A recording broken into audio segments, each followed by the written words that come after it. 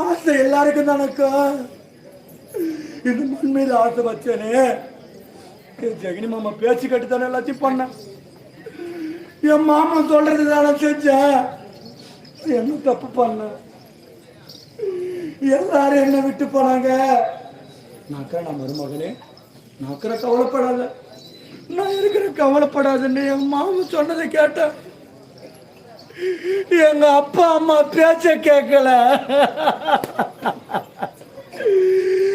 எங்க தாத்தா சொன்ன பேச்ச கேட்கல. என் குருநாதர் சொன்ன பேச்ச கேட்கல. சொன்ன பேச்சு கேட்கல. மாமா நீ சொன்ன மாமா, நீ சொன்னதை கேட்டேன்.